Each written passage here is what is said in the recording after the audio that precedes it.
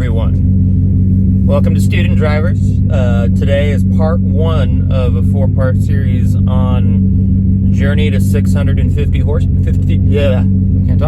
Journey to 650 wheel horsepower on my Evo 10. I thought today we would kind of talk about where we're at with the car, how much power we're currently making, and I'll show you all the mods that are currently there to make that power. I know a lot of people have been asking more and more on how to make 550, both in person and on the YouTube chat. So hopefully we'll be able to dial it in a little bit more onto how to get that done and how to get that achieved.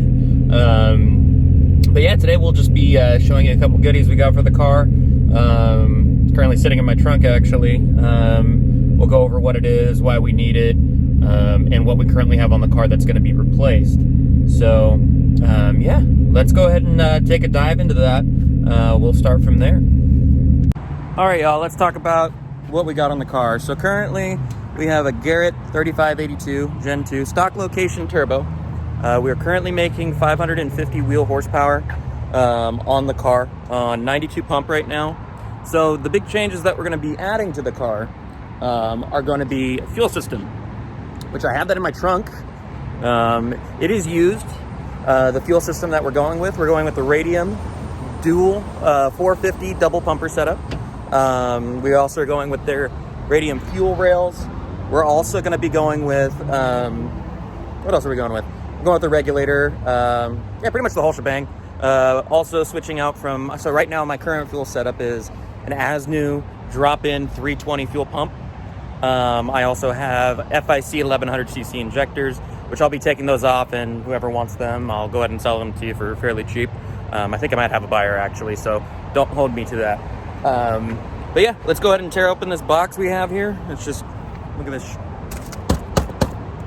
Look at this shit. All right, let's take a look. All right, don't let the packaging fool you. This shit's expensive. So here's the inline fuel filter we'll be going with through Radium. I actually really like the look of their stuff. It's like a matte feel to it. Obviously their fuel rail here, which will be replacing obviously the stock aluminum or metal one that we currently have, or stainless steel, I think is what it is. And here's the moneymaker right here. The dual Walboro 450s. For the setup we're going with, like I said, this is a journey to get to 650.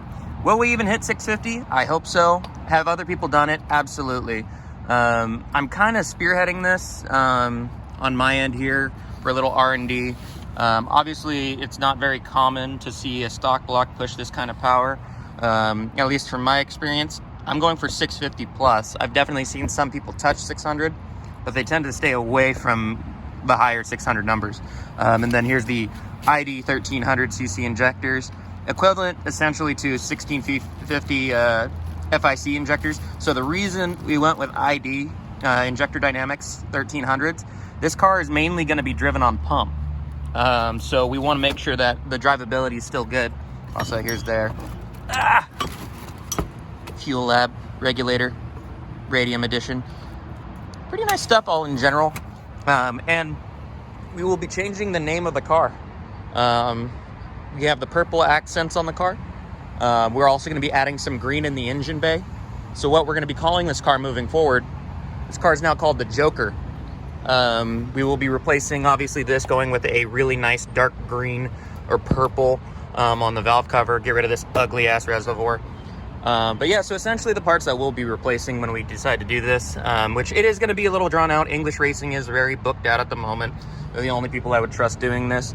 So this will be getting replaced. We will also be leaving the stock lines in still, because we'll be routing the inline fuel filter right over here to the side, which I actually prefer. It keeps it further away from that really hot ass manifold right there, so less chance of a fire. But yeah, to go to the current setup that we have right now, the issue that I'm kind of having with it at the moment is just once you decide to make, 550 wheel horsepower, it really does get old very fast.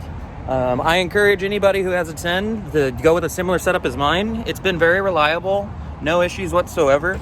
The only thing that I'm running into right now is the bolts that hold my manifold to the head. They are backing out a little bit. So I'm actually trying to fix that today. Took the day off work to get this all done, but other than that, for the most part, it's a pretty straightforward setup. I encourage, like I said, anybody to do it. 550 wheel horsepower definitely feels good. I definitely know I can make a lot more off this turbo. Right now we're pushing only like 22.5 pounds of boost. So, you know, we can get more out of that turbo. It's the equivalent of a 6266 or 6466, just kind of right in the ballpark there. One thing I will say with this setup though, that we have here, is heat is an issue. Heat is a big deal. And I'm never going to encourage anybody to go with this setup unless you at least have the proper heat shielding. As you can see, I went with the MAP heat shield back there. I also, if you have an aluminum or a plastic valve cover, you need that plate there. Let me see if I can move it. Hard to do with one hand. You need that plate. Otherwise, you're going to melt your valve cover. Do not use any type of wrap heat shielding on the manifold. It is just bad news. That's how you crack these things. They're meant to get that airflow from your scoop, is kind of what I found out. And I'm telling everybody this because this is the mistakes I made, and I actually got really, really freaking hot in there, and I started melting shit. So don't follow my example. Do as I say, not as I do. But yeah, pretty much it. Again, this is going to be a 4-part series. The first part today was just kind of going over what we have right now on the car, what's going to happen with the car moving forward, and this is still going to be my daily driver. I'm not buying a separate car because if I buy a daily driver, that's money I could be spending on the Evo, making it faster, making it cooler. Definitely, we're focusing on power now. We will then start focusing on cosmetics, which I'm more excited to do, to be honest. I've been focusing on the performance end of this car for so long. It's time to take a break from that and save myself a couple headaches. But yeah, if you guys have any questions on this car, anything that I can help you with, I would be more than happy to help. I know a lot of you are local here, so, and I've met most of you. Well, not most of you, but some of you.